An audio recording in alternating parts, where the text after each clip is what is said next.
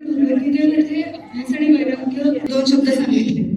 तेवढे का महत्वाचे आहेत, त्यांचा शास्त्रार्थ काय आहे आणि सामान्य माणसांनी ते कसे आचरणात आणावे, असा आमचा प्रश्न.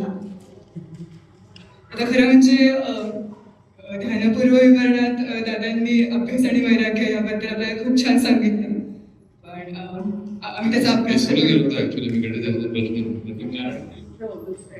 तर आपण भगवद्गीतेमध्ये अभ्यास आणि वैराग्य कुठे आले यांचा संदर्भ पाहिला तर आधी अर्जुन प्रश्न विचारतो की मनाचा निग्रह करणं एवढं अवघड का आहे. असंशय महाबाबो मनोनिग्रह चलन अभ्यासानं कौंतेय वैराग्याचे गृह्यते, असं त्याच्यावरती भगवान उत्तर देतात. आणि त्या कॉन्टेक्स्टमध्ये अभ्यास आणि वैराग्य दोन शब्द आहेत. तर हे लक्षात ठेवूयात की मुख्य उद्दिष्ट मन एकाग्र करणं, मनाला ताब्यात आणणं हे. तर आता एक मुद्दा असा की अभ्यास आणि वैराग्य यांचा जो आपण अभ्यासाचा जो आपण मराठीमध्ये अर्थ म्हणतो नवीन काही शिकणं, तर असा इथे अभिप्रेत नाही. तर अभ्यास म्हणजे एका गोष्टीची पुनरावृत्ती करणे असा अर्थ आहे. आणि वैराग्य शब्द राग म्हणजे हवं असणं ह्याबद्दल, आणि वैराग्य म्हणजे हवं नको ह्याच्याबद्दल काही स्पेसिफिकेशन्स नसणं म्हणजे वैराग्य. तर एखादं बीज अभ्यास म्हणजे पुन्हा पुन्हा रुजवणं ते टिकवणं, आणि वैराग्य म्हणजे जे नको आहे ते तण कुठून काढणं असं आपण म्हणू शकतो. आणि वैराग्य म्हणजे आसक्ती कमी करायची, शरीर खूप बाजूला ठेवले की मग जे नको आहे ते आपल्याला काढून टाकता येईल. वैराग्यामध्ये असं अभिप्रेत नाहीये की म्हणजे वेगवेगळ्या गोष्टी अनुभवू नयेत असं. पण कालच्या स्वाध्यायामध्ये मानसीताईंनी सांगितलं की स्वामीजी मिसळ खूप एन्जॉय करायचे, पण म्हणजे खाऊन झाल्यावरती नंतर म्हणजे आपल्यासारख्यांचं मन मिसळ किती छान होती याच्यातच राहायचं आणि स्वामीजी त्याच्यातून पूर्णपणे अलिप्त असायचं. तर हे वैराग्यामध्ये अपेक्षित आहे. तर या कवितेच्या आवडी आमच्या स्वाध्यायामध्ये डिस्कस झाल्या की रंगातही रंगून साऱ्या रंग माझा वेगळा, गुंत्यातही गुंतून साऱ्या कार्य माझा मोकळ, हे वैराग्यामध्ये अभिप्रेत आहे. पुढचा जो महत्वाचा मुद्दा येतो की सामान्य माणसांनी ते कसे आचरणात आणावे, हा एक म्हणजे एक्सप्लेनेशन आहे. दादाकडनं ऐकलं थोडंफार त्याच्याकडनं, पण मुख्य मुद्दा आहे तो आचरणात कसा आणावा. तर एक पंचतंत्रातली गोष्ट आठवते, माकडाची आणि मद्यपानाची. एक माकड असतो, तो आधीच माकड असतो, इकडे तिकडे उड्या मारतो, लोकांच्या ठिकाणी वळ्या करतो, बॅगा करतो, फळं खातो, जे मिळेल ते करतो. किमान दिवसातनं 15-20 मिनिटं उड्या तर कमीत कमी मारतो. तर त्याला एका त्या जंगलामध्ये त्या वाईनची बाटली मिळते, दारूची बाटली मिळते, आणि तो त्याला माहिती नाही काय करायचं. ओके ठीक आहे, अजून तो प्राशन करतो मी, आणि त्याला ते आवडतं आणि तो आणखीन पितो आणि संपवतो बाटली. आणि तो शेवटी काय ते त्या जगीत त्याला ती चढते ऑब्विसली, आणि त्याच्या उड्या जास्त वाढतात, भयंकर वाढतात. आणि त्याला कळत नाही आता काय करावं काय नाही. जिकडे तिकडे जातो, उड्या मारतो, 50 फूट तरी त्याच्या उड्या वाढलेल्या असतात चांगल्या. आणि ते का होईना नंतर त्याला एक विंचू चावतो. एवढ्या सगळ्या उड्या मारल्या की त्याला विंचूचा स्पर्श होतो आणि विंचू त्याला दंश मारतो. त्याच्या अंगात ते विष विरघळतो पूर्णपणे. मला त्या माकडाला सुचत नाही, आधीच मारतो, त्याच्यात मद्य पिलं, त्याच्यात त्याला विंचू आणि दंश मारलेला, त्या अंगात पूर्ण विष पसरलेलं, म्हणजे तो विचित्र वागायला लागतो. आणि दिवस ढळता ढळता त्याच्या अंगात भूत सुद्धा चिडतो. म्हणजे त्यामुळे काय करावं अजिबात सुचत नाही. तो अंगाला बोखरतो, इकडे तिकडे जातो. म्हणजे अगदी त्याची अवस्था अशी होते की आपण कोणीतरी याला संपा नेऊन त्याला मारा पिटा काहीतरी करतो आणि त्याला संपा. तर सांगण्याचा मुद्दा असा आहे की ते माकड म्हणजे आपल्या मनाची स्थिती, जे उड्या मारतो, ज्याला कंट्रोल करणं थोडं कठीण आहे, त्याला अभ्यासानेच त्याला कंट्रोल करावं लागतं. ते जे वासना जे आहेत आपल्या मनाला लागलेल्या किंवा आपल्याला आलेल्या ज्या वासना असतात ती दारू चढलेली असते. आपल्याला विविध प्रकारच्या वासना म्हणा किंवा मोह म्हणा, जे मोह आपल्याला आलेले असतात ती ऍक्च्युली ती दारू आपल्याला चढलेली असते. जी विंचवाचा दंश आहे त्याचं जे विष आहे ती आपल्यात असलेली ईर्ष्या किंवा मत्सर किंवा कोणाचा तरी आलेला राग, या गोष्टी म्हणजे त्या विंचाचा दंश आहे, जो कधी येईल केव्हा जावेल ते आपल्याला माहिती नाही. किंवा वाईट परिस्थिती सुद्धा कधी कोणाला सांगून येत नाही, ती येते आणि दंश करते. पण त्या परिस्थितीत तुम्ही कसे वागता हे त्याच्यात तुमची ऍक्च्युली एक्झामिनेशन झाली. आणि भूत म्हणजे भूत जे चढलेलं असतं त्या माकडाला, ते आपण कोरिलेट करू शकतो की मी आणि माझे, जो व्यक्ती स्वतःला हे माझं आहे किंवा हे माझं आहे, हे मी आहे, हे मी केलं, हे माझ्यामुळे होत आहे, जो या भ्रमात असतो तर तो भ्रम म्हणजे ऍक्च्युअली भूत आहे, त्या माणसाला चढलेलं भूत. तर या गोष्टीला कंट्रोलमध्ये आणणे हेच आपल्याला अध्यात्मातनं म्हणा किंवा आपल्या ह्याच्यातनं शिकायचं. तर गटचर्चेमधनं याला कंट्रोलमध्ये कसं आणणं हे याच्यावरती जास्त आमचं डिस्कशन झालं. तर आम्ही पहिले स्टार्ट केलं की बेसिकली वैराग्य म्हणजे डोंट्स, म्हणजे काय गोष्टी करू नये, आणि अभ्यास म्हणजे डूज, म्हणजे काय गोष्टी कराव्यात. या गोष्टीवरती सगळ्यांचं सहमत झालं. आणि प्रत्येकाकडे 24च तास आहेत. तुम्हाला या ईर्ष्या, मत्सर, कोणाचा तरी आलेला राग किंवा वासना किंवा मोहामध्ये तुम्हाला हा 24 तास घालवायचे आहेत का, किंवा मी आणि माझे याच्यात तुम्हाला तुमचे 24 तास घालवायचे आहेत का, की तुम्हाला काहीतरी प्रोडक्टिव्ह, काहीतरी क्रिएटिव्ह आणि स्वतःच्या अध्यात्मासाठी काहीतरी करायचं आहे, ते 24 तास तुम्ही कसे घालवताय हे जास्त महत्त्वाचं. तर याचा कॉन्शियस डिसिजन घेऊन ते रिपिटेशन ते करणं हे जास्त महत्त्वाचं आहे. तर काय करता येईल, तर फोकस करणे. आज सगळे हिमसरांच्या बोलण्यात आलं, फोकस करणे फार महत्त्वाचं. तुम्हाला काय करायचं तुम्ही ठाम करता येतं. कन्सिस्टन्सी म्हणजे सातत्य आणणं. तुम्ही जे करताय सातत्य सुद्धा लागतं. तर आपल्याला तुम्ही खूप हे करायला की अरे नाही मी आता ध्यानाला बसणार आहे रोजचे 3 तास, 1 जानेवारीपासून संकल्प केला झालं, 15 जानेवारीला काय होतं आपल्याला माहिती.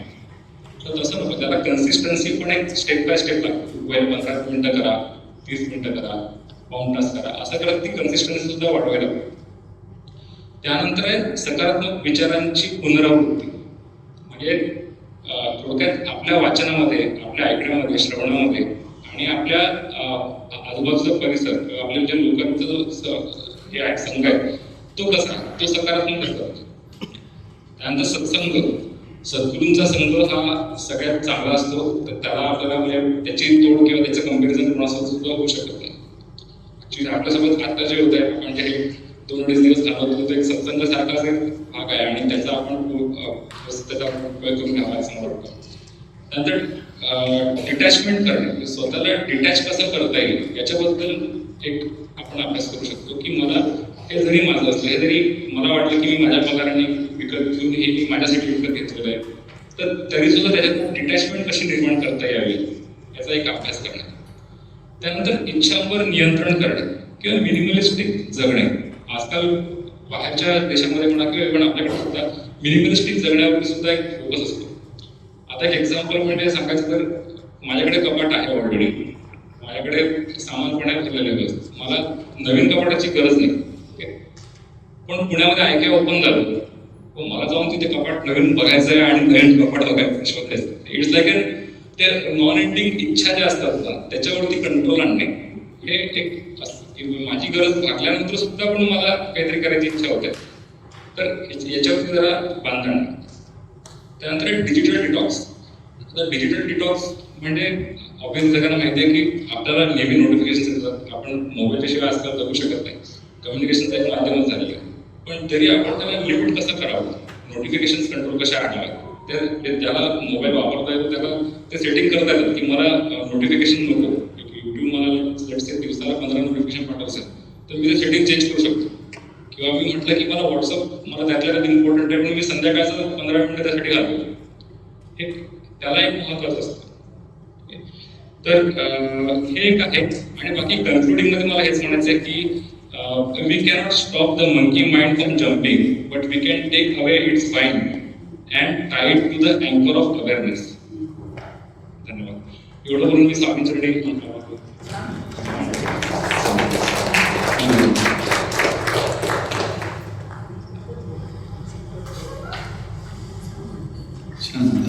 सर मला बोलायला परवानगीच नाही कारण मी ऑलरेडी पण छान काय काही शब्द खूप महत्वाचे आहे, डिजिटल डिटॉक्स वगैरे सध्याच्या सगळ्या रिलेव्हंट शब्द आहेत. म्हणजे स्वातंत्र्य दिवससूत्रामध्ये ध्यानामध्ये येणारे जे अडथळे जे आहेत ना त्याच्यामध्ये नवीन ऍडिशन्स करायची वेळ आता आलेली आहे. त्या वेळेमध्ये रिलेव्हंटच नाहीये. डिजिटल डिटॉक्स असं काही शक्यच नव्हतं ना. डिजिटल डिस्ट्रॅक्शन, डिजिटल डिटॉक्स या सगळ्या गोष्टी नवीन आधुनिक तंत्रज्ञानाने आपल्याला बहाल केलेल्या गोष्टी आहेत. त्याच्यामुळे नवीन चॅलेंजेस आहेत. ऍक्च्युली हे शब्द नवीन असले तरी सुद्धा बेसिक गोष्टी काही बदलत नाही. पण हे खरं आहे की इझी अवेलेबिलिटी म्हणजे किती असावी एखाद्या गोष्टीची, इन्फॉर्मेशनची, की पूर्वी गुरुमुखातनं ज्ञान घ्या असं सांगायचं आणि तो एक शब्द ऐकण्याकरता शिष्य काय काय करायचंय. आणि आता ऍक्च्युली म्हणजे एका फिंगर टिपवर कुठल्या गुरूंचा कुठला विषय फक्त सुरू करा, इतकं अवेलेबल आहे. त्यामुळे सगळं गेम चेंजर आहे. मायाजाल हे कम्प्लीट गेम चेंजर आहे. ज्ञान मिळवण्याच्या बाबतीत पण गेम चेंजर आहे, जसं डिस्ट्रॅक्शनच्या बाबतीत आहे तसं. म्हणजे सद्गुरूंचा इंटरव्ह्यू ऐकत होतो मी काही दिवसापूर्वी. तर त्यांनी फार इंटरेस्टिंग एक अमेरिकेचा वक्ता होता. त्यांनी सांगितलं होतं की तो सांगत होता काहीतरी की इंटरनेटवर काय जास्त सर्च केलं जातं. तर त्याच्यामुळे तो म्हणला की तो डेटा अनालिस्ट करून सांगत होता आणि डेटा अनालिस्टच होतो की तो म्हणला की 70% पॉर्नोग्राफी बघितली जाते. 70%. आणि काही एज वर काही लिमिट नाही. सद्गुरूंनी याच्यावर सांगितलं की हे मला जेव्हा त्यांनी सांगितलं तेव्हा माझ्या डोक्यात हे गेलं की जर सोशल मीडिया तुम्ही उघडल्यावर ही गोष्ट तुमच्या पुढे येणार असेल तर मला याचा उपयोग योगासाठी केला पाहिजे. आणि त्यांनी काहीतरी अनालिसिस करून सांगितलं की आता प्रत्येक असं साईट ते उघडलं की फ्रॉम समवेअर सद्गुरू पॉप्स होते. कारण काही मिलियन फॉलोअर्स त्यांना मिळाले त्यांच्या याच्यामुळे. आणि आपल्याला तर अल्गोरिदम माहिती आहे की हे मायाजाल असं आहे की तुमच्या मनात काय ते पण ते ओळखतं. तुम्ही ज्याच्यात इंटरेस्ट दाखवता त्याच्यात तुम्हाला ते जास्त होतं. म्हणजे एक्झॅक्टली उलट आहे की तुम्हाला कसं ह्याच्या इंटरेस्ट आहे का बरोबर तुम्हाला ह्याच गोष्टी दाखवतो. तर तसं त्यांनी सांगितलं की ही खूप महत्वाची गोष्ट आहे. टेक्नॉलॉजी दुधारी असते काय, तुम्ही चांगल्यासाठी पण वापरू शकता. त्यामुळे टेक्नॉलॉजी ही टेक्नॉलॉजी आहे शेवटी, शास्त्र हे शास्त्र आहे. शास्त्राचा कसा उपयोग करायचा आपल्या हातात आहे. त्याच्यामुळे डिजिटल डिस्ट्रॅक्शनला एकदम असं एक काहीतरी ब्लँकेट अपोलॉजी म्हणतात तसं एक हे काही नाही, हे बरोबर नाही, योग्य नाही. त्यामुळे मोबाईल हातात असं शक्यच नाही याच्या पुढे. म्हणजे त्याच्या पुढे जाऊन आता अमेरिकेत असं चाललंय की चिप तुमच्या डोक्यात बसायचा विचार करतायत. हँडसेट पण काढून टाकणार. म्हणजे असं होऊ शकेल उद्या की आलो आणि दुसऱ्या डोळे मिसकवले की फोटो काढले गेले नंतर घरी प्रिंट आउट काढतो. कॅमेरा आतमध्ये जर चिप आला तर काय होऊ शकेल ना. म्हणजे अशा गतीने सगळं चाललेलं आहे. त्यामुळे आपण अशा इरामध्ये आहोत की अक्षरशः म्हणजे संजयनी धृतराष्ट्राला सांगितली गीता हे आता याचं काय आश्चर्य वाटत नाही, सहज शक्य आहे. म्हणजे तसं पाहिलं तर भगवद्गीता हे थर्ड पार्टी व्ह्यू आपण ऐकतोय. म्हणजे जे कृष्णाने अर्जुनाला सांगितलं तेच संजय आणि धृतराष्ट्राला सांगितलं, ते नंतर व्यासांनी कॉम्पाईल केलं.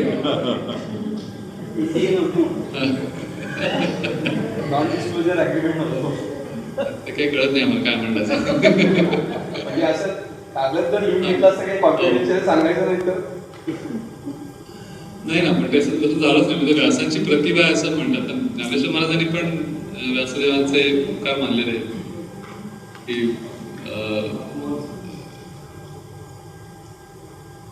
व्यासांचा जगासी झाला उपकार वा थोर ग्रंथी आकारू ग्रंथां गीतेचा केला, असं शेवटी त्यांनी केलेलं आहे की गीतेच्या माध्यमातून त्यांनी श्रीकृष्ण अर्जुनाच्या संवादाच्या उक्तीचा आकाररूप ग्रंथ करून आपल्याला दिला, असा ज्ञानेश्वरीमध्ये एक अभिप्राय आहे. हा मोठा उपकार व्यासांचा. त्याच्यामुळे डिजिटल डिस्ट्रॅक्शन या गोष्टी आपण आता जे म्हणतोय ते अगदी खरं आहे. सगळं एका आपण पण सगळं जग एका स्क्रीनच्या माध्यमातूनच बनवलं त्याच्या पुढे. ते सगळ्यात मोठा आस्पेक्ट आहे. आणि विथ AI आणि हे तर आपल्याला काही कळत नाही अजून. AI ज्या दिशेने चाललेला आहे, natural intelligence against artificial intelligence, हा खूप मोठा आता सगळ्यांच्याच आयुष्याचा विषय होत चाललेला आहे की काय काय रिप्लेस होणार आहे याच्या पुढे.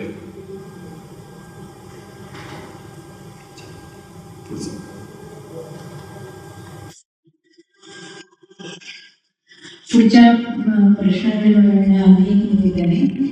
सर्वांनी फोन स्विच ऑफ किंवा सायलेंट मोडला करा. ते करण्यासाठी जे कोणाची मदत असेल ते स्वयंसेवा उपस्थित त्यांची मदत तुम्ही घेऊ शकता.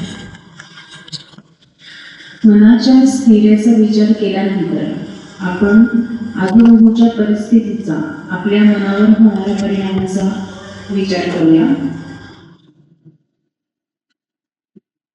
तर पुढील प्रश्न असा आहे, आपल्या सभोवताली अस्थिर करणाऱ्या घटना घडत असतात. त्या वाचून ऐकून अनेकदा मन उद्विग्न होते. अनेकदा त्याचे शारीरिक दुष्परिणामही होतात. तसे होऊ नये त्यावर उपाय काय? एकांतात आणि लोकांतात याचा समतोल कसा काढावा ते साधताना येणाऱ्या समस्या कोणत्या? या प्रश्नावर सादरीकरण करतील आमच्या राजाध्यक्ष आणि प्रज्ञा अंजन. हरिओम. प्रश्न आता तिने वाचलेलाच आहे, त्यामुळे मी परत काही वाचत नाही. हरिओम. तर काल या प्रश्नावरती आमचं डिस्कशन झालं. म्हणजे दोघींना एकच प्रश्न होता आणि दोन्ही गटांमध्ये जे काय आम्हाला उत्तरं मिळाली, जी मतं आम्हाला मिळाली, तर त्या हिशोबाने दोघींनी रात्री एक्सचेंज करून डिस्कशन करून आता आम्ही दोघी जणी मिळून सादर करू ते. तर आता आपल्या सभोवताली रोज आणि कसरी करणाऱ्या घटना ह्या घडतच असतात. म्हणजे आपला पहलगामचा हल्ला असेल किंवा मध्ये जे अहमदाबादचा जो विमानाचा अपघात झाला किंवा आत्ताचं लेटेस्ट जे सिया अगरवाल प्रकरण आहे, तर यांनी म्हणजे आपलं मन अस्वस्थ होणं हे खूप स्वाभाविक आहे. आणि आजकालच्या युगामध्ये आत्ताच आपलं ते AI विषयी बोलणं झालं, तर आपण जर का समजा ती न्यूज जर का आपण टी व्हीवरती बघितली तर ते AI मधून असं काही आपल्याला दाखवतात की जणू काय की आपण ते प्रत्यक्षाने घटना बघतोय. म्हणजे त्या सियानी त्या कोण चेतन असं होते, चेतनला कसं ढकललं तो स्पॉट, आणि मग ते पुढचं सगळं ते AI ने आपल्याला इतकं डिटेलमध्ये दाखवतात की नकळत आपली त्याच्यामध्ये इन्व्हॉल्वमेंट खूप होऊन जाते. तर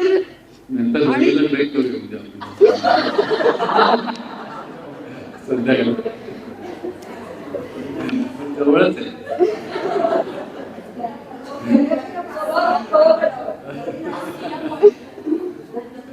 या पॉइंट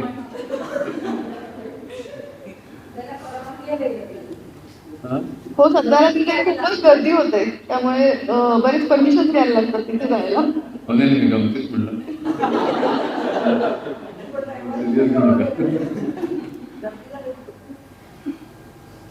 आणि काय होतं, आता आपण जर का समजा एखादी न्यूज बघितली, कुठल्याही अपघाताची न्यूज बघितली की बरोबर आपल्या मोबाईलवरती त्याच प्रकारच्या न्यूज आपल्याला परत परत येतात. म्हणजे त्यांना कळतं की आपल्याला कशामध्ये इंटरेस्ट आहे, जसं आता आपलं बोलणं झालं तसं. तर त्यामुळे आपण मग अशा गोष्टींमध्ये नकळत आपली इन्व्हॉल्वमेंट ही जास्त अजून डीप व्हायला लागते.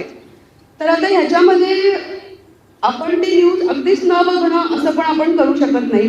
म्हणजे थोडंफार आपण भावनिक आहोतच सगळेजण, त्यामुळे एखादी दुर्घटना झाली आणि आपण म्हणजे त्याच्याकडे दुर्लक्षच केलं किंवा आपण काही बघायचंच नाही असं आपण नाही करू शकत. म्हणजे हा काही त्याच्यावरती उपाय नाही आहे. त्यामुळे मग थोडंसं तटस्थ आपल्याला कसं राहता येईल.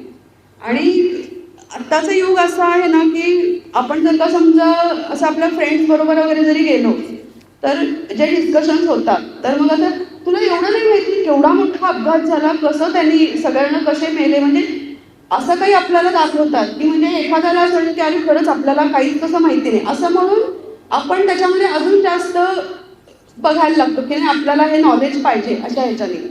तर ॲक्च्युली म्हणजे चिंता केली तो विश्वाची, असं खरं तर काही गरज नाही आहे, पण ती नकळत आपल्याकडनं तशी व्हायला लागते.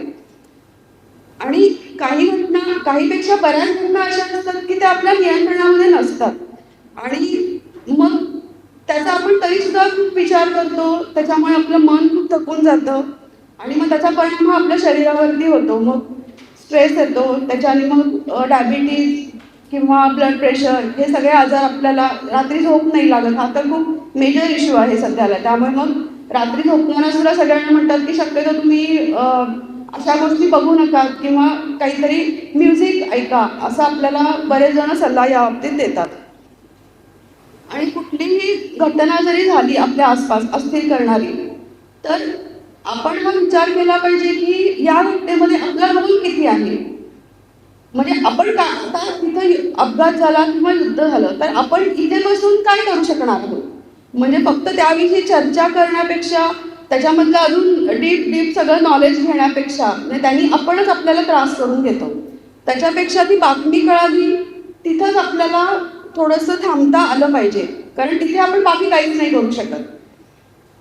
आणि आपल्या प्रत्येकाच्या जीवनामध्ये सुखदुःख ही तर येतच असतात आणि आपल्याकडे ऋषींनी दुःखाचे 3 प्रकार सांगितलेत. त्याच्यामध्ये की म्हणजे त्याला त्रिविध ताप असं म्हणतात.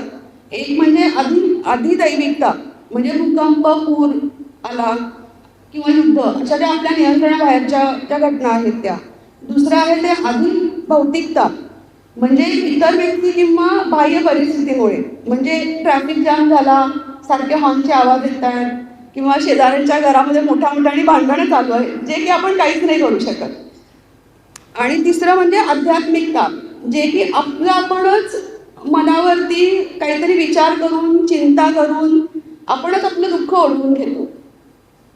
तर म्हणजे आपण प्रत्येकाने थोडंसं विचार करून आपण जे बदलू शकत नाही, तर त्यासाठी म्हणजे आपण शांत राहिलं पाहिजे आणि जी परिस्थिती आहे ती आपण प्रॉपरली ॲक्सेप्ट करता आली पाहिजे आपल्याला. आता कालच दादांनी कर्मयोगाविषयी सांगितलं की आपलं फक्त अधिकार हा फक्त कर्मावरती आहे आणि त्याच्यामधून काय परिणाम होणार आहे तो आपल्या हातात नाही आहे. त्यामुळे आपण जे आपल्याला जे कर्म दिलेलं आहे ते आपण उत्कृष्टपणे पार पाडावं आणि जे काय उरलेलं आहे ते ईश्वरावरती आपण सोपवलं पाहिजे. आणि आत्ताच्या ह्याच्यामध्ये, आत्ताचं जे युग आहे या ह्याच्यामध्ये तर दादांनी जे मागच्या वेळेला हिमाचलमध्ये सिद्धप्रज्ञाचं जे आपल्याला जे शिबिर झालं होतं, तर त्यावेळेला आपल्याला त्यांनी हेच म्हणजे कृष्णाने अर्जुनाला सांगितलेलं होतं की कुठलीही परिस्थिती आली, म्हणजे सुख असेल, दुःख असेल किंवा जय पराजय असेल, कुठलीही हानी झाली, काहीही झालं तरी आपलं मन हे स्थिर राहिलं पाहिजे. तर आत्ताच्या ह्या सध्याचं जे युग चालू आहे त्याच्यामध्ये आपली ही मनाची स्थिरता खूप आवश्यक आहे. आणि आता यासाठी म्हणून आपण काय करू शकतो, तर आता सोशल मीडियापासून आपण लांब तर नाही जाऊ शकत. मग आपण काय बघायला पाहिजे हे शेवटी आपणच ठरवलं पाहिजे, कारण आपण जे बघू तेच तो आपल्याला दाखवणार आहे हे तर आपल्याला लक्षात आलेलं आहे. त्यामुळे सकारात्मक, म्हणजे आपण कसं जेवणासाठी म्हणून आपण पौष्टिक अन्न खातो की जे शरीरासाठी चांगलं आहे, मग तसंच मनासाठी पौष्टिक काय आहे, सकारात्मक गोष्टी ज्या आहेत त्या आपण बघितल्या गेल्या पाहिजेत. किंवा आपल्याला म्हणजे आपलं जे प्रोफेशन असेल किंवा आपल्या ज्या हॉबीज वगैरे असतील तर त्या रिलेटेड जर का समजा आपण बघितलं तर त्याचाही आपल्याला सोशल मीडियाचा असाही आपण उपयोग चांगला करून घेऊ शकतो. किंवा समाजकार्य करू शकतो, ज्याने की आपल्याला म्हणजे आपण काहीतरी करतो आहोत ह्याचंही आपल्याला मनाला एक वेगळंच समाधान मिळून जातं. किंवा ईश्वरावरती आपण श्रद्धा ठेवली, नामस्मरण केलं तर त्याचाही उपयोग होतो. आणि काल आपण म्युझिक थेरपी तर बघितलीच सगळ्यांनी, ते तर सगळ्यात खूपच छान, आपलं मन शांत होतं त्याच्याने. किंवा रोजच्या रोज ध्यानाला बसणं किंवा आपल्या जे संतांनी जे सगळं वाङ्मय घेऊन ठेवलेलं आहे त्याचं थोडंसं मनन चिंतन करणं, हे जरी आपण रोज थोडं थोडं केलं तरी त्यांनी आपलं मन खूप शांत होऊ शकतं. म्हणजे आपला माइंडसेट हा खूप आपला स्ट्रॉंग पाहिजे. आणि काल आमचं जे डिस्कशन झालं त्याच्यामध्ये 2-3 उदाहरणं अशी आली की म्हणजे प्रत्येकाने आपापले अनुभव सांगितले. तर त्याच्यामध्ये एक मला मागच्या हिमाचलमध्ये आपण गेलो होतो त्यावेळेला मला आठवतं की हिमाचलला यायच्या अगोदर प्रज्ञाने एक कुरिअर करायला दिलं होतं आणि तिला ते इमर्जन्सीने लवकर पाठवायचं होतं म्हणून तिने जास्त पैसे भरले होते. आणि आम्ही ट्रिपला म्हणजे हिमाचलला आलो आणि 2-3 दिवस गेल्यावर तिला कळालं की अजून ते कुरिअर गेलंच नाही आहे. जे की एक्सपेक्टेड होतं 2 दिवसात जाणं, आणि ती थोडीशी डिस्टर्ब झाली की अजून कुरिअर का नाही गेलं, आणि थोडंसं त्या डिस्टर्बन्सनी म्हणजे तिला स्वतःलाच थोडासा शारीरिक त्रास म्हणजे तिला ॲसिडिटी थोडीशी झाली त्या ह्याच्याने. म्हणजे ॲक्च्युली कुरिअर पुण्यातलं, ती हिमाचलमध्ये, म्हणजे बघायला गेलं तर आपण काहीच करू शकत नाही. तर मग ह्या गोष्टी आपण कुठेतरी आपल्याला स्वतःला थांबवता आलं पाहिजे. किंवा आता स्मिताताईंनी पण सांगितलं की त्या आउट ऑफ इंडिया होत्या आणि त्यांच्यावरती असाच एक प्रसंग आला, त्या एकट्याच होत्या आणि त्यांनी नामस्मरण केलं आणि त्याच्यातून त्यांना बाहेर पडायला मदत झाली त्या प्रसंगातून. आणि अजून एक सगळ्यात महत्त्वाचं म्हणजे इथे डॉक्टर सुळे म्हणून आहेत आलेले, तर ते सिरियाचं युद्धाचं जे आहे तर तिथे त्यांनी खूप काम केलेलं आहे. ते तिकडे जे जखमी जे आर्मीवाले लोक आहेत त्यांना ते ट्रीट करायचे. तर त्यांच्याकडनं खूप काही आम्हाला काल शिकायला मिळालं. म्हणजे त्यांचा स्वतःचा भगवद्गीतेचा खूप अभ्यास आहे, ज्याचा की त्यांना तिथे त्या युद्धाच्या ठिकाणी खूप फायदा झाला. म्हणजे ते म्हणाले की आपलं एकतर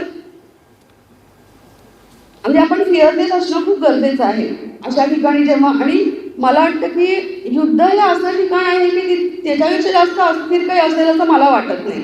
आपण जे काय रोजच्या आपल्या ज्या अस्थिर घटना बघतो त्याच्यापेक्षा. आणि आपलं शरीर आणि मन हे खूप स्ट्रॉंग असणं गरजेचं आहे.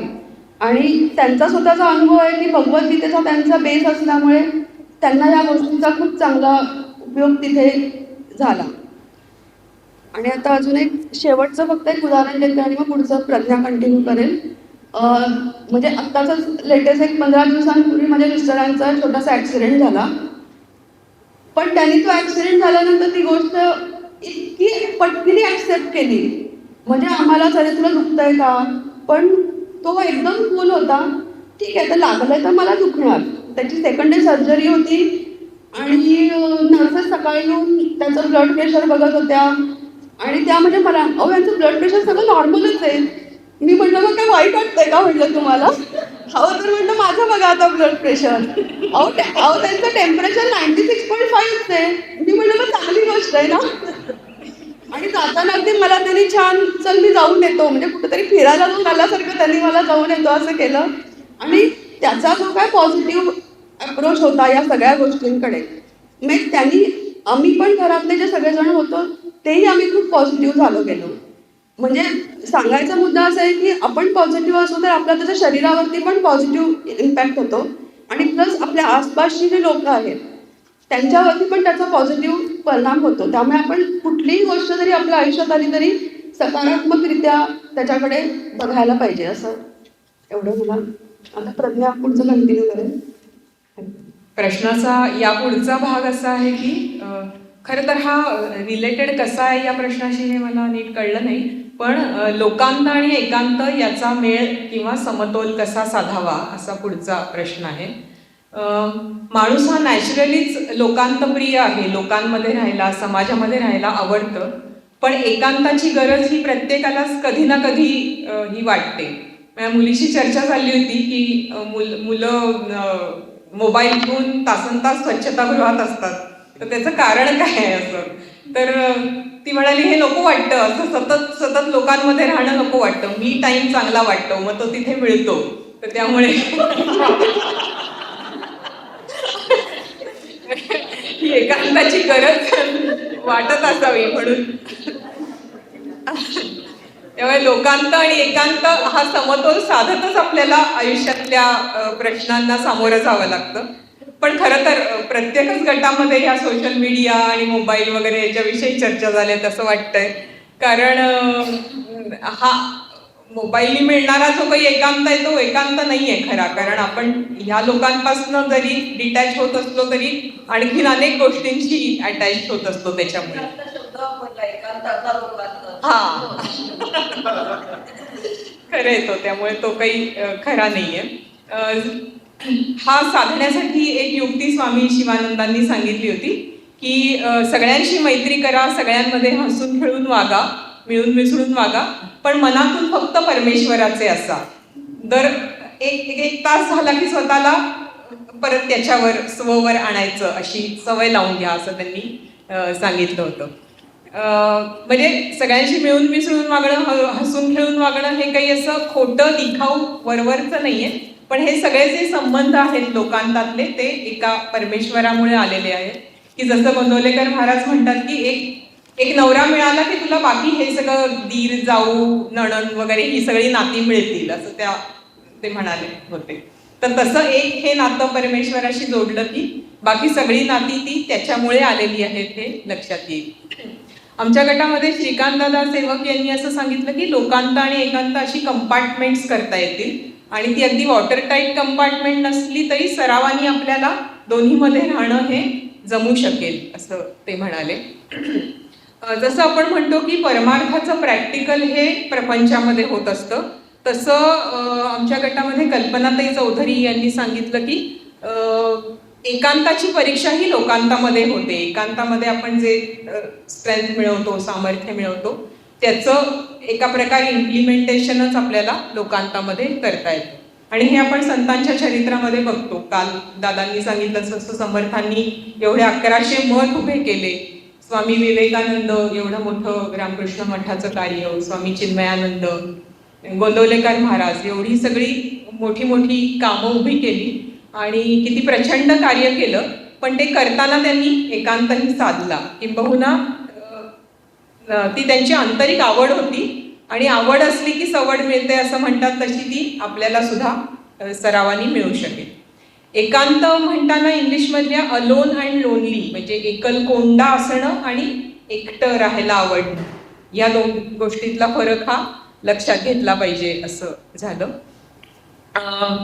आमच्या गटात लोकांताचा विचार करताना असाही एक विचार झाला की लोकांमध्ये किंवा आत्ता मगाशी सांगितलं की हा प्रत्यक्ष लोकांशी, माणसांची संपर्क म्हणजे लोकांत असं नाहीये, तर वर्तमानपत्र, TV, सोशल मीडिया ज्याच्यामुळे बाह्य जगाशी संबंध येतो तो लोकांत. म्हणजे खऱ्या अर्थाने असं म्हणता येईल की जेव्हा जेव्हा आपण ध्यानात, नामात किंवा अनुसंधानात नसतो तो लोकांतच आहे. आणि या अर्थाने संत हे लोकांतामध्ये आहेत असं दिसत असलं तरी सुद्धा ते एकांतातच असतात.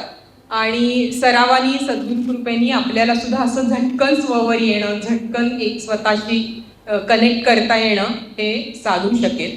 म्हणजे लोकांतात असूनही एकांतात राहणं हे जमू शकेल, ते जमावं. एका छोट्याशा कवितेने मी समारोप करते. माझ्या मावशीची ही कविता आहे,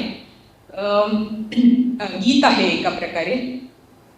तशी सगळ्यात असते मी तरीही वेगळी आहे, हसून मी बोलता नाही, मौन व्रत राखुनी आहे. जरी मी मारिते गप्पा पार्थिवाच्या वैभवाच्या, नजर माझी नभामधल्या तारकांच्याकडे आहे. विलासी या जगामध्ये रंगले मी आनंदाने, तरी वास्तव्य माझे त्या हिमाद्रीच्या शिरी आहे. जरी दिसते अशी मी ही प्रवाही वाहती नौका, कुठे मज जायचे तेही मला पुरते ज्ञात आहे. मीच पृथ्वी आप वायू, मीच आकाश अन प्रकाश, जरी पुतळ्यात मातीच्या आज मी बंदिवान आहे.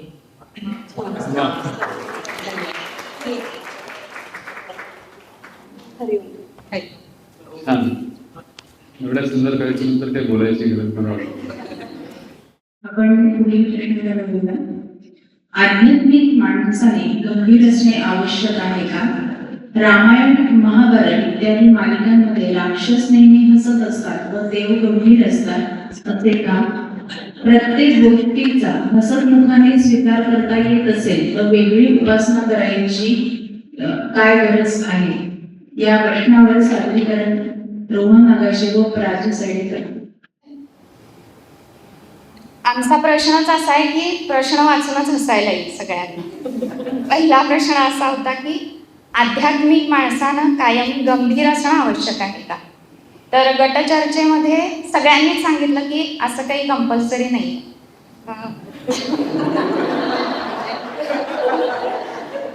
म्हणजे गंभीरता ही तुमच्या वृत्तीमध्ये असावी, चेहरा तुमचा गंभीर नको. सिन्सिअर तुम्ही असा पण सिरियस नसायला पाहिजे, असं सांगितलं. आणि आध्यात्मिक माणसाची लक्षणं काय, तर प्रसन्न असणं, आनंदी स्वभाव असणं, योग्य वेळी विनोदबुद्धी असणं, करुणा आणि प्रेम असणं, संयम असणं आणि समत्व असणं. त्याच्यानंतर गीतेमधला एक श्लोक आम्ही घेतला त्याच्यासाठी, प्रसादे सर्व दुःखानां हानिरस्योपजायते प्रसन्न चेतसो ह्याशु बुद्धी पर्यवतिष्ठते. मन प्रसन्न असलं तर दुःखाचा प्रभाव कमी होईल आणि बुद्धी स्थिर राहील. त्याच्यासाठी संतांची उदाहरणं आम्ही घेतली होती. स्वामी रामकृष्ण परमहंसांचं, की आपल्या शिष्यांबरोबर ते कायम हसत खेळत संवाद करायचे, छोट्या छोट्या गोष्टींमधून अध्यात्म शिकवायचे. आणि स्वतः त्यांना कॅन्सर झाला होता, पण त्याच्यातून सुद्धा त्यांनी खूप छान प्रकारे स्वतःला म्हणजे पुढे नेलं. त्याचा पाऊल करू दिला नाही शिष्यांना सुद्धा आणि स्वतःला सुद्धा. तर खरा साधक हा गंभीर नसतो तर गहन असतो वृत्तीने, प्रसन्न असतो, उथळ नसतो. खरी आध्यात्मिकता कशात असते, तर बुद्धी स्थिर असण्यामध्ये आणि सतत तुमचं ईश्वराशी स्मरण असण्यामध्ये. दुसरा प्रश्न होता की रामायण महाभारत ह्याच्यातले राक्षस कायम हसत असतात. तर ते का हसत असतात, तर तामसी वृत्ती असते त्यांची. त्यांचं हास्य असं विकट क्रूर असतं आणि ते दुसऱ्यांवर हसतात. आणि जेव्हा देवांकडे आपण बघतो तेव्हा असा प्रसन्न भाव असतो. कुठल्याही मंदिरात आपण जेव्हा जातो तेव्हा त्या देवाकडे जाऊन पण आपल्याला प्रसन्न वाटतं. कृष्णाचं मोहक हास्य. आणि सिरियलमध्ये सुद्धा नितीश भारद्वाज त्यांचं मोहक हास्य आपण पाहिलेलं आहे. त्याच्यानंतर तिसरा प्रश्न होता की हसतमुखाने प्रत्येक गोष्टीचा स्वीकार करता येत असेल तर मग उपासना करायला हवीच का. तर हो, कारण या गोष्टी एकमेकांवर अवलंबून असतात. उपासना केली तर प्रत्येक गोष्टीचा स्वीकार करण्याचं बळ आपल्याला ती देते, आंतरिक शक्ती देते. त्याच्यामुळे उपासना करायलाच पाहिजे. आणि अन्नमय कोशाकडून आनंदमय कोशाकडे वाटचाल ही उपासनेमुळे शक्य होते. आता उपासना म्हणजे काय, तर उपासनेचा एकच मार्ग नाही आहे, वेगळे वेगळे मार्ग आहेत. कर्ममार्ग आहे, देशसेवा आहे, समाजसेवा आहे. तर तुम्हाला जी उपासना आवडेल ती करा आणि त्याच्यातून ईश्वरापर्यंत जायचा प्रयत्न करा. शिवभावे जीवसेवा हे स्वामी विवेकानंदांचं वचन हे केलं गेलं.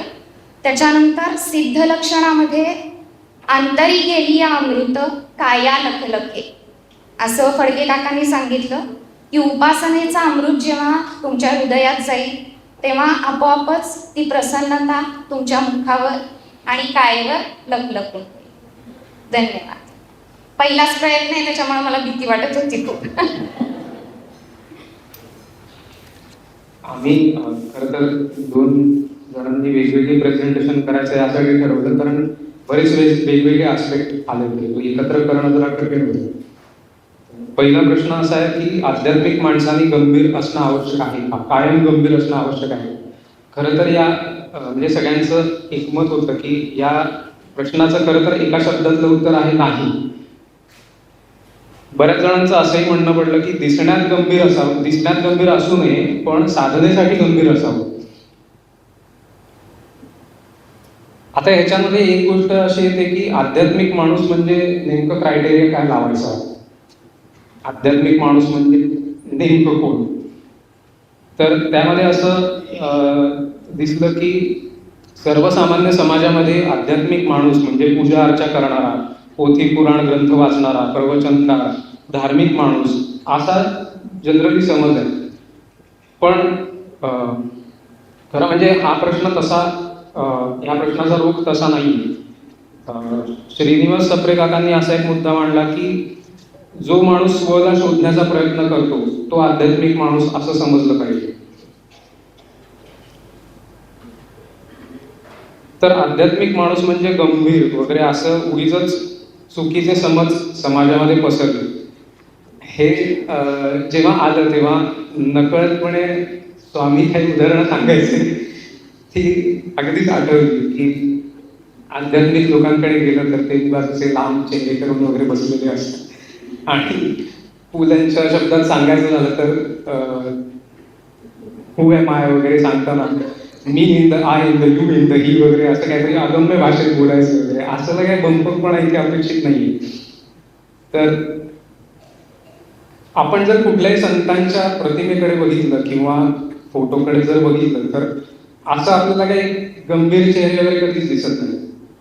रामदास स्वामी म्हणा, ज्ञानेश्वर महाराज म्हणा किंवा इतर सगळे संत किंवा इथे चिन्मयानंद स्वामींचा पण फोटो आहे, त्या प्रतिमेकडे बघितलं तरी सुद्धा आपल्याला प्रसन्नतेचा भाव दिसतो, गंभीरपणा अजिबात जाणवत नाही.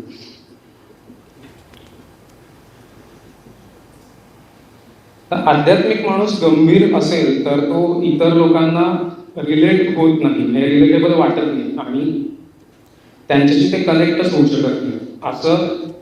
असा मुद्दा तारका भालेराव आणि भारती कुलकर्णी यांनी मांडला होता. अध्यात्मातल्या कोर कॉन्सेप्ट या गंभीरपणे सांगितल्यावर खरं तर अजिबात समजत नाही, त्यामुळे तसं असू नये.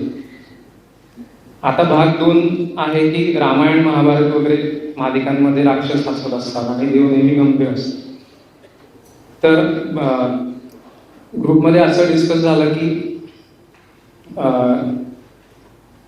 राक्षस हसत असतात असं आपण म्हटलंय, पण तो खरं तर हसतमुखपणा नाहीये, ते हसत असतात. रावणासारखे काही राक्षस ज्ञानी जरी असले तरी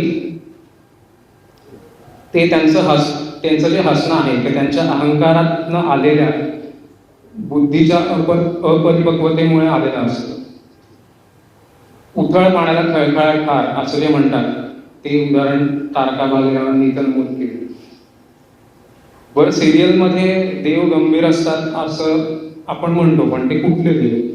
तर इतर देवदेवता गंभीर असतात असं आपण बघितलंय नाही.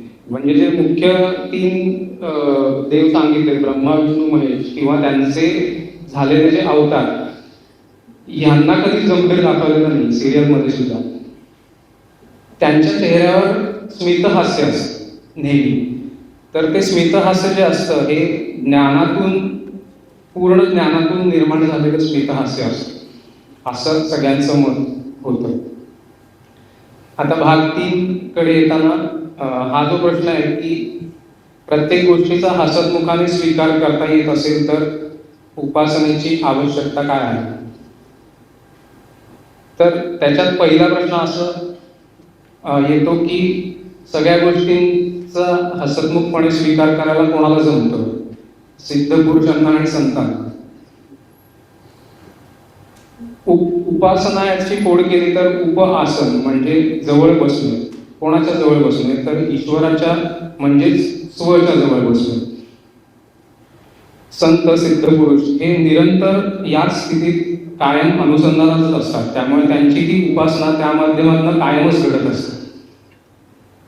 आता प्रश्न उरतो की मग हा प्रश्न नेमका काय? तर हा प्रश्न खरं तर साधकांसाठी आहे. आपल्याला प्रत्येक गोष्टीचा हसतमुखाने स्वीकार करता येतो का? आपण आपल्यालाच विचारून बघितलं तर कळतं लगेच. एखादी न आवडणारी व्यक्ती नको त्यावेळेला समोर आली तर जमेल का हसतमुखाने स्वीकारणं? आपण जर रेस्टॉरंटमध्ये गेलो आणि आपण दिलेली ऑर्डर जर अपेक्षित वेळेपेक्षा 15 मिनिटं जरी उशिरा आली तरी ते हसतमुखाने स्वीकारणं आपल्याला जमेल का? आपलं उत्तर नाही असं असतं.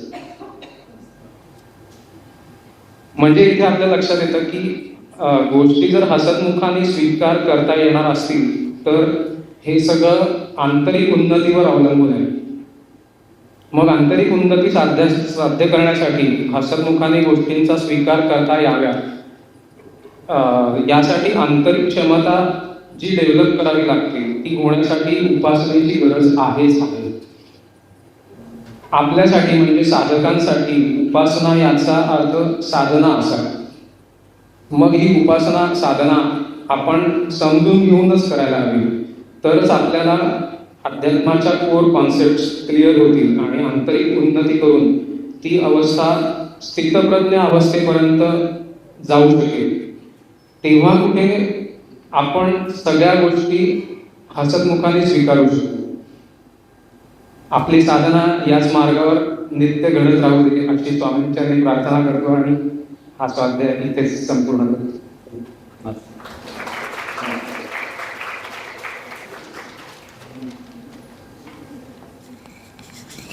बोलण्याची गरज आहे का?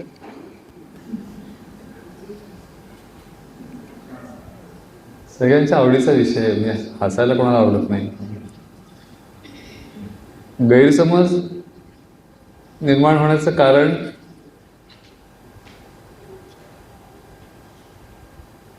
काही गोष्टींमध्ये आहे. एक जसं समर्थांनी एका ठिकाणी म्हणलं की टवाळा आवडे विनोद, म्हणजे हसणारा माणूस हा टवाळच आहे, म्हणजे हसायचं नाही. किंवा हे जे सिरियल मधले रामानंद सागरांचे जे प्रेझेंटेशन्स आहेत, अरुण गोविल असू दे नाही तर कोण नितेश वारीकर, जास्तीत जास्त त्याचे दात कधी पाहिल्याचं मला आठवत नाहीये. पूर्ण अख्खं महाभारत रामायण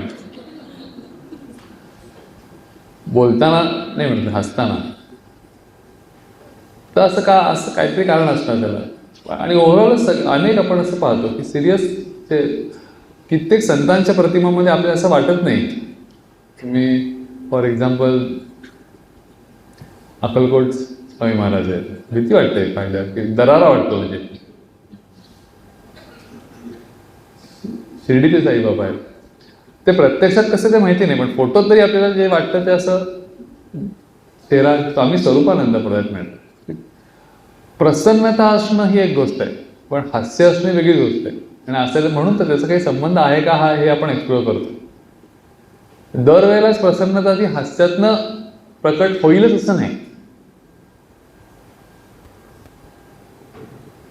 आपल्याला माहिती आहे की खूप जण फोटो कॉन्शियस असतात, खूप एरवी खूप हसतात, पण फोटो काढतो असं म्हटलं तर कधीही असू शकत नाही. आधार कार्डवरती जसे फोटो असतात तसे फोटो जे गायब होतात. तर हे पण नैसर्गिक हास्य आणि कॉन्शियस होणं हे अजूनच वेगळ्या गोष्ट आहे. त्याच्यामुळे असं म्हणतात ना की तुम्ही सिरियस आणि सिन्सिअर या दोन, सिरियसनेस आणि सिन्सिअरनेस याच्यामध्ये लोक गफलत करतात. सिन्सिअर असणे असतं महत्वाचं आहे, सिरियस असायलाच पाहिजे असं काही नाही, चॉईस आहे, पण सिन्सिअरिटी नाही कॉम्प्रोमाइज झाली पाहिजे. बरेच वेळा काय होतं, हसणारी व्यक्ती ही कॅज्युअल होऊन जाते. माझं ऑब्झर्वेशन, हसण्या वारी नेत असते ती प्रत्येक गोष्ट. आणि त्यामुळे जिथे तुम्ही अत्यंत डिसिप्लिन आणि सिन्सिअर असायला पाहिजे ती तुम्ही असत नाही आणि ती गोष्ट तुम्ही हसण्यावारी नेता, याच्यात खूप मोठा लॉस. ही गोष्ट विसरता कामा नाही की जे कोणी मोठे लोक झाले ते त्यांच्या मिशनमध्ये कधी कॉम्प्रोमाइज त्यांनी केलं नाही, ती हसण्यावर तरी नेली नाही. त्याच्या बाबतीत कम वॉट मे ते भयंकर डिसिप्लिन होते. कारण कसं असतं, एखादी गोष्ट जेव्हा तुम्हाला टास्क असतो ना, तेव्हा तुमचा सिरियसनेस ऑटोमॅटिकली डेव्हलपच होतो. हसू शकत नाही तुम्ही अशा वेळेला. पण ॲट द सेम टाइम हसणं हे खूप मोठं वरदान आहे. आपण अशाच याच विषयावर स्वाध्याय तपोवनला पण केला होता, ते माणसाला का मिळालंय वगैरेचं. एका प्रकारे तो स्ट्रेस बस्टर आहे. जसं डोळ्यातनं पाणी येणं स्ट्रेस बस्टर आहे. मेंदूला कुठलाही ताण आला की डोळ्यातनं पाणी येतं. सुखाचा ताण किंवा दुःखाचा ताण मेंदू जास्त सहन करू शकत नाही. लॅक्रिमेशन ही प्रोसेस आहे आणि त्याला सायंटिफिक रिझन आहे. इंट्रासेरेब्रल प्रेशर जेव्हा वाढतं तुमचं मेंदूमधलं, ते प्रेशर कमी करण्याकरता डोळ्यातनं पाणी येतं. तसंच हसण्याच्या बाबतीत आहे की माणूस असं म्हणतात की इंटेलिजन्स जेव्हा डेव्हलप झाला तेव्हा त्याच्या जोडीला माणूस कंटाळा ही गोष्ट अनुभवायला लागला, बोर्डम. कुठल्याही प्राणी विषयामध्ये असं म्हणतात की प्राणी कधी बोर होत नाही. तुम्ही बघा निसर्गामध्ये झाडाखाली ते बसून काही जरा बोर काय होत नाही, पाहून तरी असं वाटत नाही की. पण माणसाला थोडं जर इकडचं इकडे झालं की स्टेजवर काही 10 मिनिटं काही जोकच नाही सांगितलं. होय पाऊल. त्यामुळे इंटेलिजन्स ही अशी गोष्ट आहे की त्याला सतत स्पीड लागतो पाहिजे, सतत स्पीड लागतो. आणि तो नाही मिळाला की बोर झालो. आणि ही थेरी आहे, मी थेरी म्हणतो की हा बोर्डम सुद्धा बिल्टअप होतो तुमच्या मेंदूमध्ये, एका प्रकारची निगेटिव्हिटी बिल्टअप होते आणि ती ब्रेक करायची मेकॅनिझम माणसाला दिली आहे बाय लाफ्टर. त्यामुळे असं म्हणतात की निसर्गामध्ये कुठला प्राणी बोर पण होत नाही आणि कुठला प्राणी हसत पण नाही. माणूसच या दोन्ही गोष्टी करतो, कारण it's an antidote for boredom. विचार करून बघा, मी वाचलेली थेरी आणि मला असं लक्षात आलं की बऱ्यापैकी तुमच्या अनुभवाला पण येते. कुठलाही प्राणी का बरं हसत नाही, म्हणजे ज्यांच्या घरी पेट असतात ते सांगतात आमचं जास्त व्यवहार नाही पण बोलतो, हसतो, रडतो, सगळं बरं. पण मी प्रत्यक्ष कधी पाहिलेलं नाही असं कुत्रा हसताना वगैरे, मांजर असं असेल, पण माणसं एवढं तरी हसत नाही मी. त्यामुळे हा एक भाग आहे की कशी काय, म्हणजे हे इव्हॉल्युशन ऑफ लाफ्टर हा फार इंटरेस्टिंग विषय. मी लाफ्टर कॉन्फरन्स अटेंड केल्या by the way, national laughter conferences me attend केल्या ॲज अ स्पीकर. हे राहिलं तर त्याच्यामध्ये एक मोठ्या डिबेटमध्ये पण मी होतो आणि या थेरीमध्ये पण होतो की का how the laughter has evolved in human race, असा तो विषय होता. मदन कटारियांनी केली होती, कोल्हापूरला होते एका ठिकाणी. 4,500 ते 5,000 लोक आले होते. पेठ वडगाव नावाचं कोल्हापूरच्या आधी एक गाव आहे, मोठा गणपती दिसतो का तुम्हाला जाताना, तिथे ते होती कॉन्फरन्स. आणि त्याच्यात हा डिबेटचा मुद्दा होता. तर ही थेरी त्यांनीच मांडली. मदन कटारिया हे हास्ययोग चळवळ जी भारतात चालू झाली त्याचे जनक आहे. जसं विठ्ठल काटे सरांनी ती पुण्यामध्ये रुजवली, तसं त्यांनी ऑल ओव्हर इंडिया रुजवली. त्याच्यामधल्या काही थेरीज आहेत आणि रिलेव्हंट आहे आपल्याला हे सगळं, की हसणं हे आपल्या आयुष्याचा. म्हणजे त्यांनी पुस्तकातच लिहिलेलं आहे की एक ऑब्झर्वेशन की साधारणपणे लहान मुलं जेवढं हसतात, त्यांनी जे फिगर दिलं ते 250 ते 300 वेळा दिवसातनं हसतात. आणि हे माणूस मोठा झाला की साधारण ॲव्हरेज 4 ते 5 वेळा हसतो, असं स्टॅटिस्टिक्स 1% येतं. काय येतं? लहान मुलांना एवढं निखळ खळखळून हसता येतं, मोठ्या सगळ्यांनाच येतं असं नाही. मोठ्या जे लहानच असतात वयाने त्यांची गोष्ट वेगळी.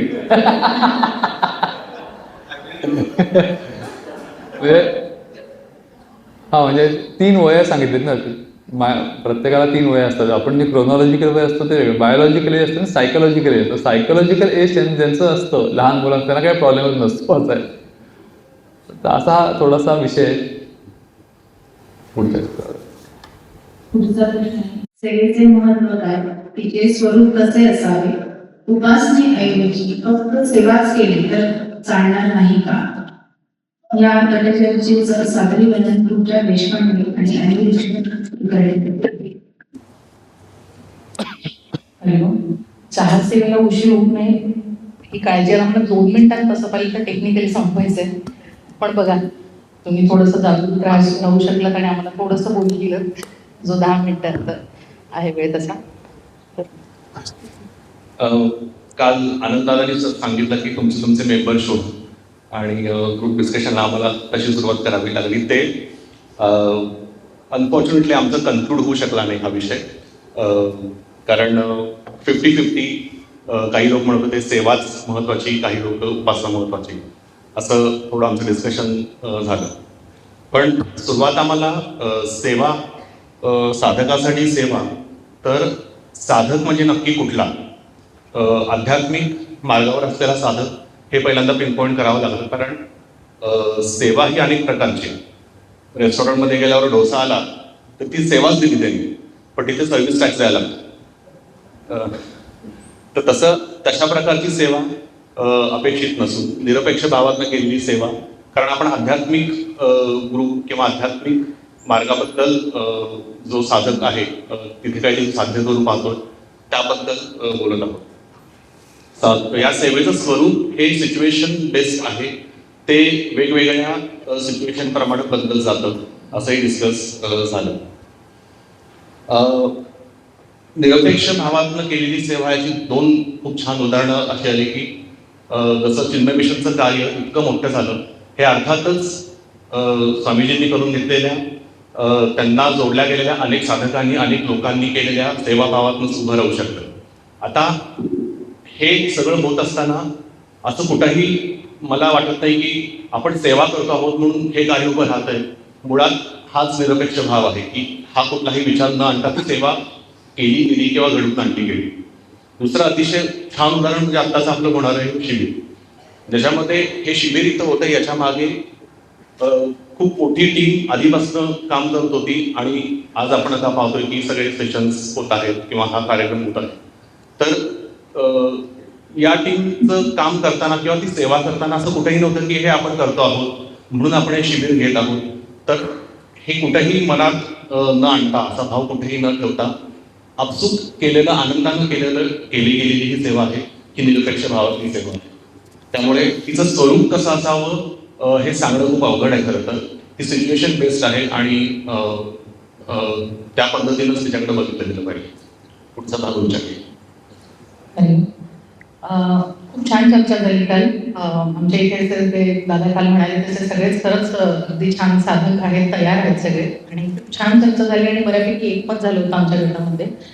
तर ते मी मांडते की इथे जसं फक्त म्हटलं की साधकासाठी सेवेचं महत्त्व काय, त्या प्रश्नावर पहिलं आपण बघूया की आध्यात्मिक मार्गावर चालणाऱ्या साधकासाठी सेवा हे फक्त कर्म नाही, तर चित्तशुद्धी आणि ईश्वर प्राप्ती हे प्राप्त करण्याचं ते एक प्रभावी माध्यम आहे.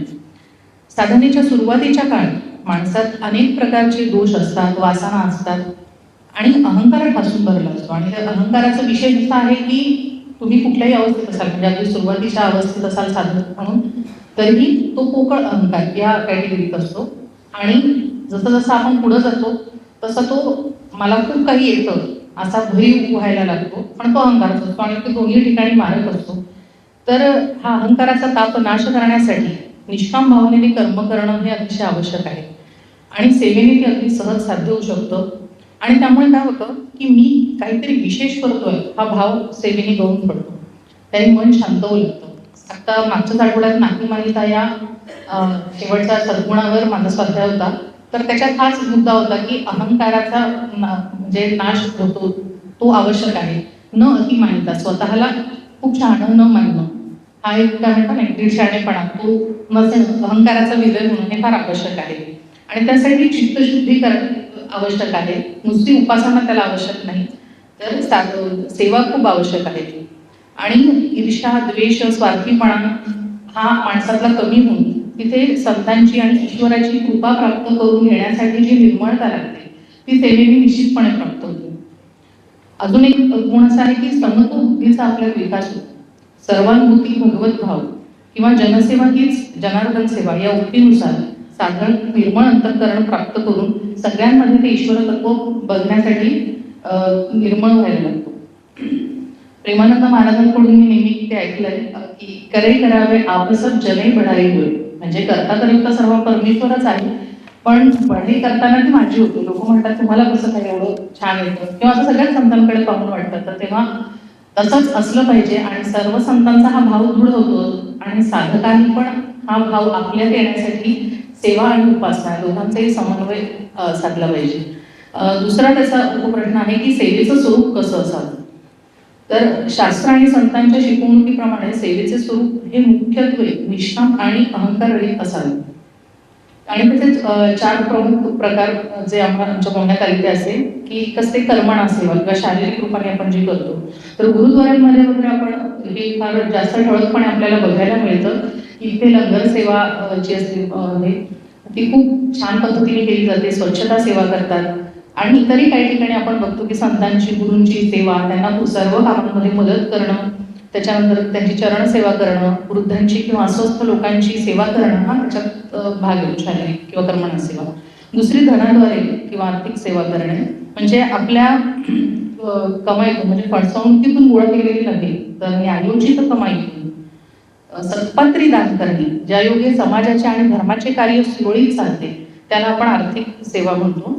मानसिक सेवा म्हणजे इतरांच्या कल्याणासाठी मनापासून शुभकामना व्यक्त करणे, समाजासाठी सर्व चांगले व्हावं यासाठी सद्विचार असणे आणि आत्ताच्या काळानुसार बघावे तर स्वतःचं मानसिक स्वास्थ्य ठीक ठेवून इतरांचं मानसिक स्वास्थ्य बिघडणार नाही ही खूप मोठी मानसिक सेवा आपण करू शकतो आत्ताच्या काळात. पुढे ज्ञानसेवा, तर सर्व सद्गुरू आणि भगवंत जे आहेत भगवद्गीतेद्वारे सुद्धा खरं तर आपल्या सगळ्यांची सेवा करत असतात आणि ज्या सेवेची उतराई आपण कुठल्याही प्रकारे कधीही करू शकत नाही.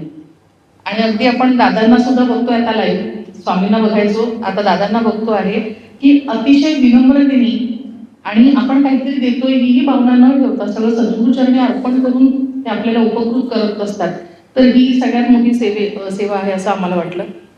त्यानंतर सेवा कशी नसावी हे पण थोडंसं बघूयात आपण, की असावी तर मग कशी नसावी. तर आपल्याला सगळ्यांना माहिती असेल ती गोष्ट आहे ना, की म्हातारीला जबरदस्तीने रस्ता क्रॉस करवणे त्या कॅटेगरीची आणि फोटो अशी सेवा नसावी. हे तसं उघडच आहे, पण जनरली बघायला तसंच नाही. सेवेच्या बदल्यात मेवा मिळवण्याची इच्छा किंवा आपला उदो व्हावी अशी इच्छा आणि हा भाव मात्र कधी नसावा. जो सहसा बघायला मिळतो फोटो काढून सेवा करेल लोकांमध्ये. आणि सेवा जी आहे ती पूजा किंवा यज्ञ म्हटला पाहिजे इतकं त्याचं खरं महत्व आहे. आणि या यज्ञामध्ये आपल्या दुर्गुणांची, मगाशी जे म्हटले ते ईर्ष्या द्वेष अशा दुर्गुणांची आहुती करून आपण निष्कामता आणि निरहंकारिता ही प्राप्त करून शुद्ध व्हायचं आहे. कलेच्या माध्यमातून ईश्वराची सेवा किती छान होते आपण बघतो आहोत, अजूनही बघणार आहोत. आणि सर्व गायक वादक मंडळी, रांगोळी सेवा करणारे सगळ्याच लोकांकडे बघून आपण बघतो की निष्कामता किती सुंदर हे करते. आणि त्याच्यामुळे जो आल्हाद निर्माण होतो तो आपल्याला तर होतोच आणि आपल्यात असणाऱ्या भगवंतालाही तो आल्हाददायक होतो. आणि ती खूप मोठी सेवा आहे, लगेच कनेक्ट करणारी सेवा आहे ईश्वराची. आणि तिसरा याचा भाग होता शेवटचा, उपासनेऐवजी सेवाच केली तर मी सांगणार. तर काहींचं याच्या गटात होतं की थोडंसं मतांतर होते, पण आमच्या याच्यात असं होतं की नाही, सेवा हे उपासनेचं एक अंगच आहे, अतिशय महत्वाचं आहे. पण तो उपासनेचा एक्सक्यूज मात्र कधीही नाहीये. म्हणजे उपासनेचं जे चार्जिंग झालं तरच सेवा आपली छान करणार असते. तर उपासनेतून मिळालेल्या बळावर सेवा वेगळी आपण काहीतरी करतोय असं आव आणण्याची गरज पडत नाही, ती अगदी आपसूक घडते. नाही तर उपासना विरहित सेवा ही केवळ सोशल वर्क बनून राहते. त्यातून आत्मिक उन्नती होईल मग याची काही खात्री देता येत नाही, कारण मग ते सोशल वर्कच बनतं, त्याचं स्पिरिच्युअलायझेशन होत नाही. या दोन्हीचा समन्वय मात्र आवश्यक आहे. केवळ उपासनाच करत राहिलो आपली बाबांनी आपला वस्तू मी माझं ध्यान करतो आणि मी सगळ्यांसाठी छान विचार करतो, पण मी काही सेवा बिवा करत नाही, एवढी कष्ट करायची माझी ताकद नाही असं म्हणून आपण म्हणजे ऍब्सोल्यूट त्याला टाळणं हे पण बरोबर नाहीये. आणि फक्तच मी सेवा करतो आणि उपासना वगैरे काही आपल्याच्याने झुकत नाही असं करणं हे पण हे आहे. त्याचं काय म्हणतात तर त्याच्यात एक योग्य समतोल साधणं आवश्यक आहे. आणि सगळे म्हणतात संत कबीर आहेत, संत गोरोबा कुंभार आहेत, संत चोखामेळे आहेत, अशी खूप उदाहरणं आहेत की ज्यांनी कर्म, सेवा आणि उपासना यांचं अगदी छान बेमालून मिसळण केली आहे. आणि त्यामुळे काय होतं की म्हणजे चित्तशुद्धी तर होतेच आणि अगदी इझिली भगवत प्राप्तीच्या दिशेने आपण पुढे जाऊ शकतो. आणि दोघांचंही अल्टिमेट म्हणजे उपासना आणि सेवा या दोघांचंही अल्टिमेट डेस्टिनेशन आहे की स्वस्वरूपाची ओळख आहे, स्वस्वरूपाची जाणीव आणि तिथे आपलं स्थिर विश्रांती मिळणे हे या दोघांचं पण काय म्हणतात एम तिथंच असला पाहिजे. आणि त्यामुळे त्या दोघांचा समन्वय पण असायला पाहिजे. आणि असं करून आमची खूप सुंदर अशी चर्चा ही झाली आणि होपफुली आम्ही वेळेत संपवलं. धन्यवाद. हे स्वामींचरणी हरिओम. नेहमीचाच डिस्कशनचा विषय आहे, त्याच्यात काही जास्त बोलत नाही. स्वाध्याय छान झाला, सगळे पॉईंट जे होते डिस्कशन मधले ते. शिवभावे जीवसेवा हा रामकृष्ण मिशनचा मूलमंत्रच आहे आणि सेवेचा अंग पाहण्याचं एक उत्तम म्हणजे जागतिक पातळीवरचं उदाहरण आपल्याला आहे. तुम्ही कुठल्याही मिशनच्या कार्यामध्ये गेलात तुम्हाला लगेच लक्ष येतं. रामकृष्ण परमहंस ध्यानावस्थेमध्ये एकदा तोंडातनं उद्गार त्यांच्या निघून गेला होता. त्यांनी काय असं सांगितलं नव्हतं, काही ते बोलले नाहीत, एकच वाक्य तोंडातनं निघून गेलं होतं. आणि तिथे बरेच सगळेच हे बसले होते. पण स्वामी विवेकानंदांना फक्त लक्ष आलं की हे जे वाक्य आहे हा मेसेज आहे. आणि त्यामुळे रामकृष्ण मिशनचं ते ब्रीद वाक्य बनलं. आणि त्याला प्रचंड विरोध स्वामी विवेकानंदांना सुरुवातीला झाला. लोकांनी चांगले सगळ्या गुरुबंधूंनी विरोध केला की असं कुठे ठाकूरांनी सांगितलंय सेवा करायला, शाळा काढा, हॉस्पिटल काढा, तळागाळातल्या लोकांसाठी काढा, असं काही सांगितलेलं नाही, हे कशासाठी काढलंस. पण तो सगळ्या त्या विरोधाला न जुमानता, बिकॉज विवेकानंद वॉज विवेकानंद, त्यांनी ते करून दाखवलं सगळं. कारण तो तितकाच आवश्यक भाग आहे. अद्वैत तत्वज्ञान नुसतं बोलायची गोष्ट नाही आहे. जर खरंच तो बोध झाला तुम्हाला की तेच तत्व भरलेलं आहे, तर तुमच्या समोर ते तत्व जेव्हा येतं तेव्हा त्याच्या वेगवेगळ्या रूपाने येतं. आणि त्याची सेवा तुम्ही जर केली नाही तर तुम्ही त्याची कनेक्टच होऊ शकणार नाही. तर त्याचं स्वच्छ प्रतिपादन होतं. नुसतं तुम्ही बौद्धिक ज्ञान त्यांना देऊ नका, त्यांच्या अडचणी समजावून घ्या, त्या सोडवा.